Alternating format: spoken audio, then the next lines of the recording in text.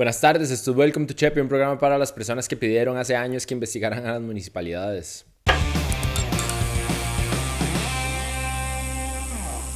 Porque a inicios de esta semana el OIJ realizó 40 allanamientos para detener al menos a 13 personas vinculadas con el ahora conocido caso Diamante, que no tiene nada que ver con los Simpsons. Pero entre los detenidos están el alcalde de San José, Johnny Araya, el de Cartago, Mario Redondo, el de Alajuela, Humberto Soto, el de Osa, Alberto Cole, el de San Carlos, Alfredo Córdoba y el de Escazú, Arnoldo Barahona. Además, se detuvo a un empresario de apellido Cruz, a funcionarios de las diferentes municipalidades y a funcionarios de MECO, entre ellos Luis Fernando Gutiérrez, gerente de la planta de asfalto de la empresa. Incluso el presidente y el dueño de MECO, Carlos Cerdas, y el gerente general, Alejandro Bolaños, también están involucrados en este caso. Entre los lugares allanados están las municipalidades de San José, Escazú, Siquirres, Cartago, San Carlos, Osa, Golfito y Alajuela. También se allanaron las oficinas del MOP, la empresa Explotec y las casas de los alcaldes de San José, Cartago, Osa y Ciudad Quesada y diversas empresas dedicadas al procesamiento y mezcla de asfalto en Guapiles, Aguasarcas, La Uruca y Río Claro. A todos los detenidos se les está investigando por supuestamente colaborar y ayudar al personal de MECO para que obtuvieran al menos 15 licitaciones de proyectos de construcción y conservación de obras públicas como carreteras, aceras o parques. Estos proyectos están valorados en 3.266 millones de colones. Según las autoridades, los funcionarios de MECO conversaban directamente con los alcaldes y funcionarios municipales para que ellos aprobaran el inicio anticipado de las obras, adelantaran los pagos de las facturas e incluso les dieran ventaja a la hora de entregar las licitaciones. A cambio, MECO les entregaba dádivas y sobornos, entre ellos sumas de dinero en efectivo, construcciones y arreglos en sus casas, les regalaban vehículos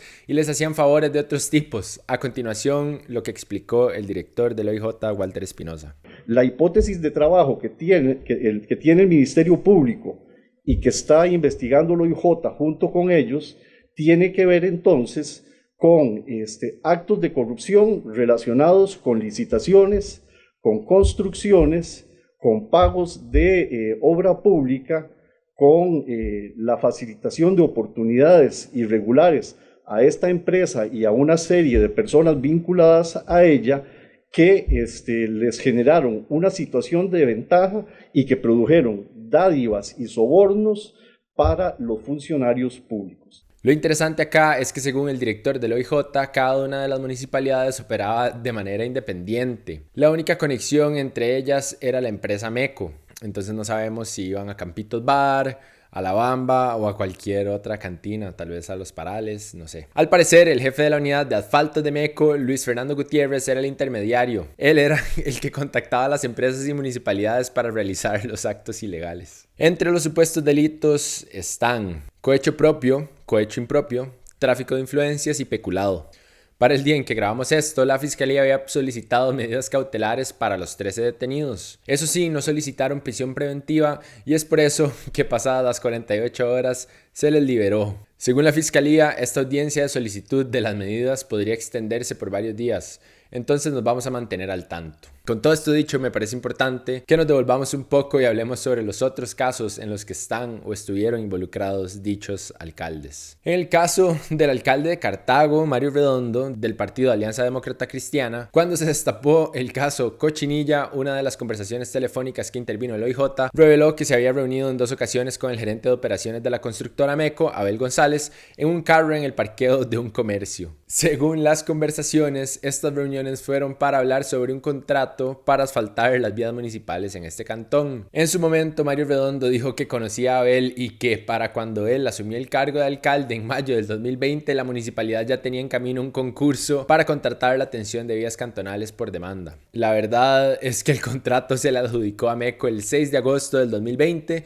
15 días después de que el OIJ intervino la llamada. En cuanto al liberacionista Alfredo Córdoba de San Carlos, en el 2019 el Ministerio Público pidió que se le impusiera una pena de 21 años por el presunto delito de distracción de fondos públicos y daño al patrimonio municipal, luego de que se le acusó de haber recibido más de 280 millones de colones por concepto de salario y de dedicaciones exclusivas que no le correspondían. Para noviembre de ese mismo año se le declaró culpable por el delito de nombramiento ilegal y se le inhabilitó de cargos públicos por un periodo de 6 meses. Una palmadita en la mano. Al otro liberacionista, Alberto Cole de Osa, la Contraloría General de la República lo ha sancionado en el 2012 y en el 2016. En el 2014 fue sospechoso de aprobarse a sí mismo un plus salarial, esos pluses que nos encantan. Con ese plus cobró 50 millones de colones de más entre el 2008 y el 2011. Qué rico lo rico, ¿verdad? Y en el 2015 la Junta de Desarrollo Regional de la Zona Sur lo denunció penalmente por malversación de fondos, abuso de autoridad e incumplimiento de deberes. Y en el 2019 un informe del Tribunal Supremo de Elecciones lo vinculó con mover dinero en efectivo para la campaña de Fabricio Alvarado. O sea, así ya para terminar de rematar. En el caso del alcalde de Escazú, Arnoldo Barahona, del partido Nueva Generación, con el caso Cochinilla, el OIJ aseguró que había recibido sobornos de la empresa MECO para ayudarles a adjudicarse diversos proyectos del cantón. Además, en el 2019, la diputada liberacionista Karine Niño denunció un supuesto mal manejo de fondos en la municipalidad de Escazú. Según explicó, en el 2016, el Instituto de Fomento y Asesoría Municipal le otorgó un crédito de 4.500 millones de colones a la municipalidad de Escazú para construir la clínica Escazú. Lo que llama la atención es que ese crédito se dio en condiciones irregulares y ni siquiera la caja tenía planificado el proyecto. Y claro está que de Johnny Araya podríamos hacer todo un episodio, pero para mencionar solo algunos casos que nos llaman la atención. En una conversación intervenida por el OIJ para el caso Cochinilla, se escucha al gerente de asfaltos de MECO, Luis Fernando Gutiérrez, y a Carlos Cerdas diciendo que van a hablar con Johnny para convencerlo de que les otorgara la construcción de la famosa calle 78 en Romoser sin tener que hacer el proceso de licitación. Semanas después se reveló que la Municipalidad de San José aumentó en 5 ocasiones el precio que le pagó a MECO para construir el proyecto. Al final, la construcción quedó en 1.205 millones de colones y se determinó que el 50% de ese dinero iba a salir de una contribución especial que pagarían las personas que viven frente a esa calle por un periodo de 10 años. También, desde el 2013 se reveló que Johnny Araya y su jefe de campaña del momento, Antonio Álvarez de Santi, hicieron un viaje a Panamá con Carlos Cerdas. Curiosamente, MECO mantenía contratos millonarios para la compra de mezcla asfáltica con la Municipalidad de San José. Y para este 2020 le adjudicaron a MECO un contrato de poco más de 9.000 millones de colones anuales por los próximos 4 años para mantener y mejorar toda la red vial del cantón, a pesar de que había una oferta que era 4.000 millones de colones más barata. Bienvenidos a Chepe. Por otro lado, en agosto se suspendió a Johnny por 30 días sin goce de salario, luego de que le encontraron culpable de modificar un contrato y haber pagado sin fundamento 253 millones de colones a la empresa española Cetexa Parqui, encargada de instalar parquímetros en la ciudad. Ahí otra palmadita en la mano. También, a inicios de año, Johnny, Celso Gamboa y Berenice Smith fueron a juicio al ser investigados por el presunto delito de tráfico de influencias. Supuestamente ellos usaron, o por lo que se les acusaba era de usar sus cargos para eliminar a Johnny Araya de un expediente judicial permitiéndole participar de las elecciones municipales del 2016, las cuales claramente ganó. Al final, para sorpresa de nadie, los absolvieron del caso. Y estas son solo acusaciones de Johnny Araya que se han revelado este año. Ya hemos hablado de ellas en capítulos anteriores de Welcome to Chepe, entonces los invito a que las busquen y las vean. Me parece importante que sepan que su hermano y candidato a la presidencia, Rolando Araya, tampoco se salva de estar de alguna forma relacionado con este caso. Tras el arresto de Johnny, evitó referirse al tema y lo único que hizo fue emitir este comunicado. Yo confío y espero que Johnny salga airoso, que pueda dar las explicaciones del caso y pueda salir bien de todo este enredo. Pero bueno, esto tiene una implicación emocional en nosotros. En mi caso, no tiene implicación política.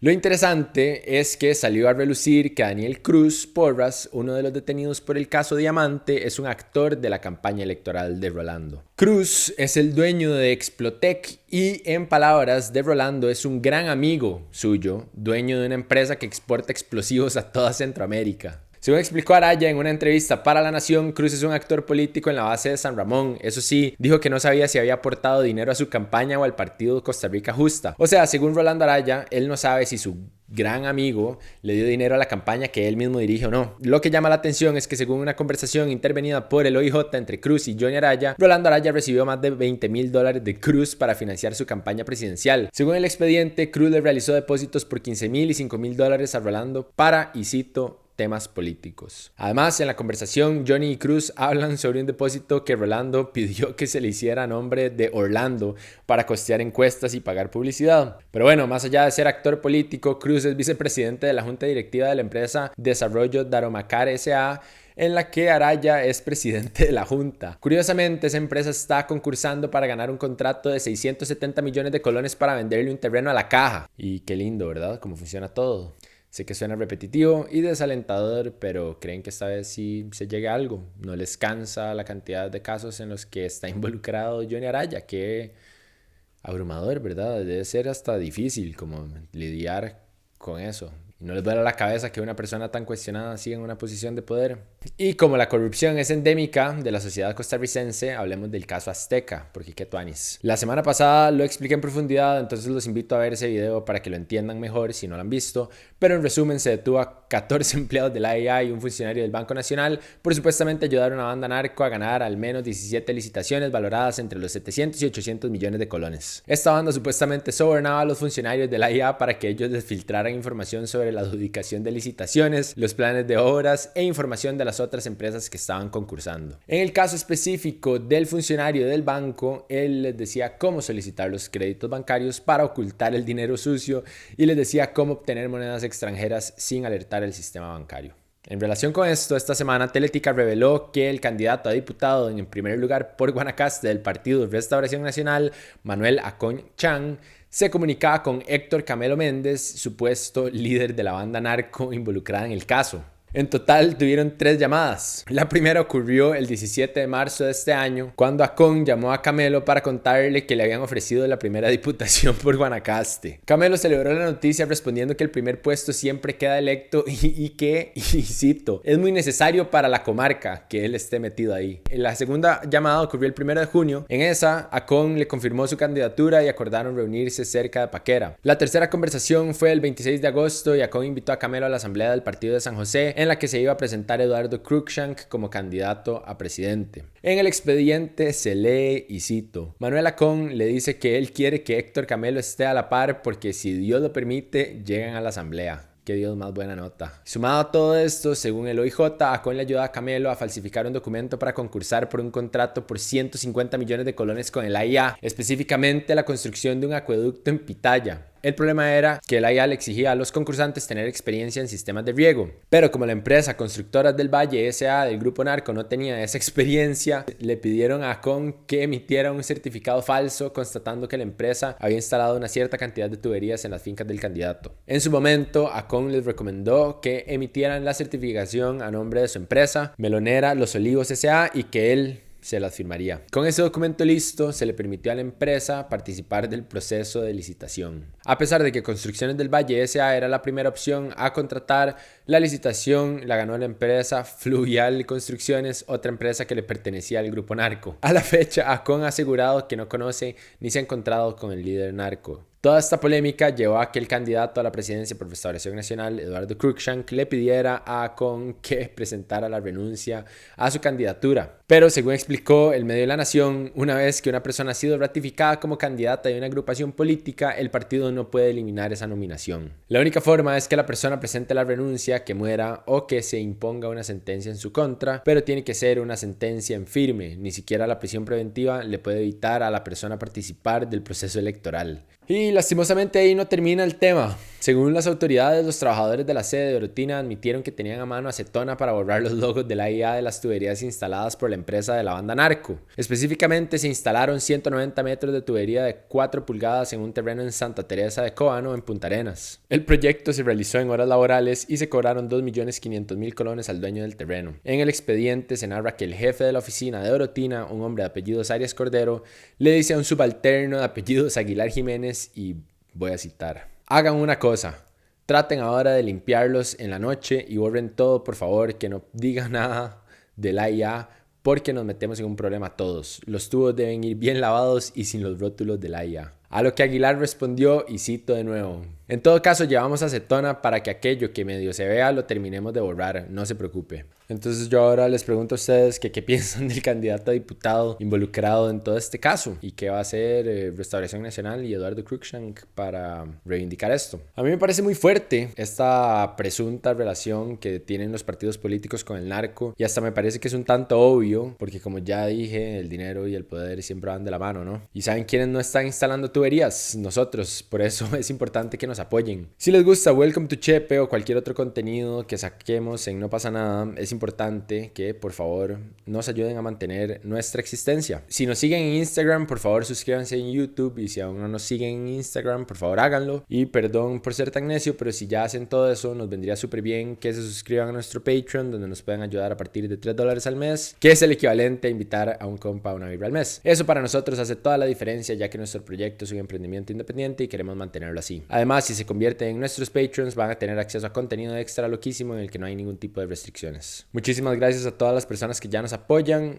Esta semana hubo toda una polémica luego de que se reveló que entre las casi 600 preguntas que conformaban las pruebas FARO que se le aplicaron a estudiantes de quinto grado, habían unas llamadas factores asociados. En estas preguntas se le pedía a los estudiantes información sobre la condición socioeconómica de su familia, como por ejemplo cuántos televisores tienen en la casa, la cantidad de habitaciones que hay en el hogar, el material con el que está construida la casa, entre otras cosas. Por esto, y con toda la razón, los padres de familia sintieron una enorme indignación por las casi 5 horas seguidas que pasaron sus hijos rellenando el cuestionario sin recesos ni momentos para comer. Luego de que la polémica explotara en redes sociales, diversos diputados pidieron la renuncia de la ministra de Educación, Giselle Cruz, y pidieron que se buscara a los responsables de la prueba. Para empeorar las cosas, en una entrevista para La Nación, la viceministra académica del MEP, Melania Brenes, reveló que ni la ministra, ni la Junta Superior de Educación, ni un abogado habían revisado la prueba antes de aplicarla. Entonces, ¿para qué bretean? No entiendo. Estas pruebas no eran como una grandísima vara desde hace años que han estado tratando de implementar,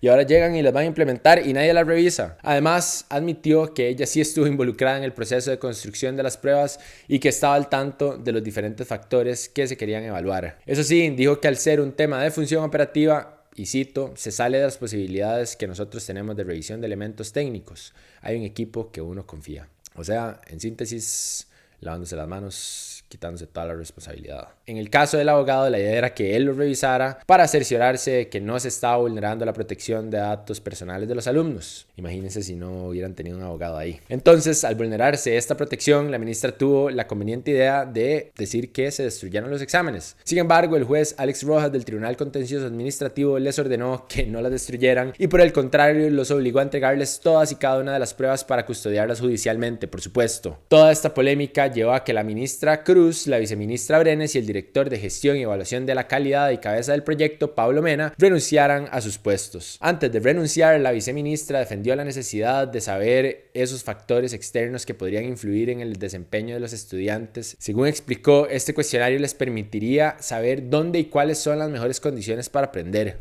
Por su parte, la ministra dijo que la opinión pública y los intereses político-electorales satanizaron las pruebas que, en palabras suyas, siguen estándares internacionales. Lo que admitieron fue que no fue adecuado aplicar pruebas tan largas a los niños y que algunas de las preguntas no se habían formulado de manera adecuada. Me parece importante que sepan que a pesar de presentar su renuncia como ministra, Giselle Cruz no va a salir del MEP, sino que por el contrario, se la va a devolver a su puesto como subdirectora de la Dirección de Desarrollo Curricular. Encima, el nuevo nombramiento del ministro de Educación ha sido polémico porque Steven González, el nuevo ministro de Educación, no tiene estudios relacionados con la enseñanza ni experiencia en este ámbito. Su experiencia son 2 años y medio que llevaba como viceministro administrativo. Sus estudios están conformados por una licenciatura en Administración de Empresas con énfasis en Administración Financiera del Instituto Tecnológico de Costa Rica, y dentro de los cargos públicos desempeñados por González se destacan los de asesor de la Gerencia General de la Compañía Nacional de Fuerza y Luz y director de Recursos Humanos y asesor de la Presidencia Ejecutiva de la Refinadora Costarricense de Petróleo Recope. ¡Qué tuanis!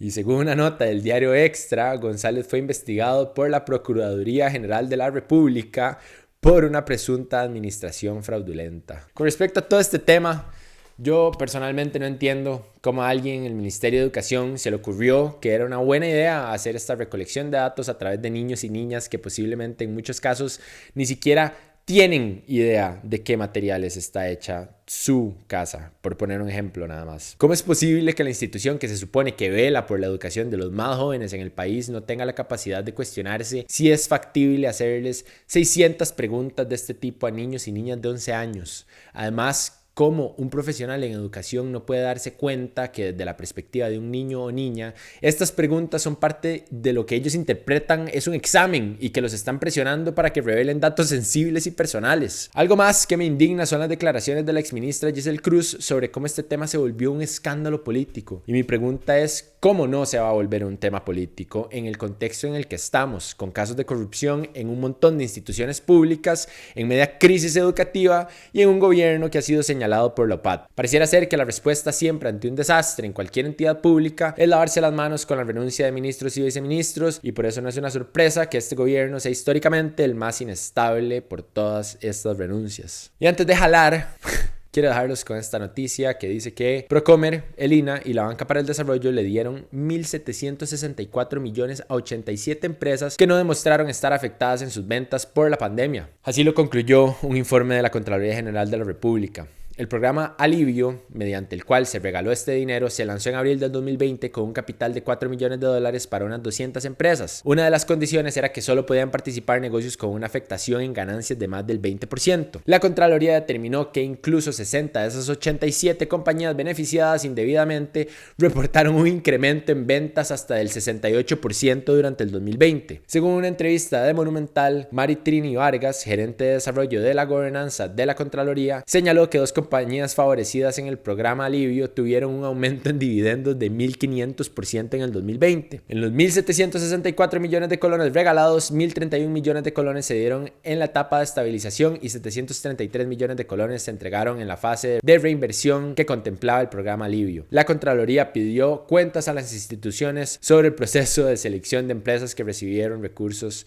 con dicho programa. Y ahora sí, para finalizar, quería invitarlos a que visiten nuestro sitio web de Apolítico, www.apolitico.cr. Ustedes lo han estado pidiendo y en las últimas semanas hemos estado trabajando en esta plataforma para informar sobre el voto de las próximas elecciones en el 2022. En Apolítico van a encontrar entrevistas con los candidatos, perfiles políticos que van desde la educación de los candidatos hasta sus logros y controversias en la vida política. Un quiz para saber cuál candidato se acomoda a sus ideales y muchas cosas más que tenemos planeadas. Entonces los invito a que descubran apolitico.cr. Pero bueno, ahora sí, eso fue todo por hoy. Gracias por ver. Recuerden que compartir este video es súper importante para nosotros. También suscribirse en YouTube y seguirnos en Instagram. Y si aún no lo hacen, que por favor nos apoyen en Patreon. Nos pueden ayudar con $3 al mes. Después de eso nos pueden ayudar con $5 al mes y así sucesivamente. Muchísimas gracias a las personas que ya nos apoyan por este medio. Ustedes hacen toda la diferencia. Pura vida. Chao.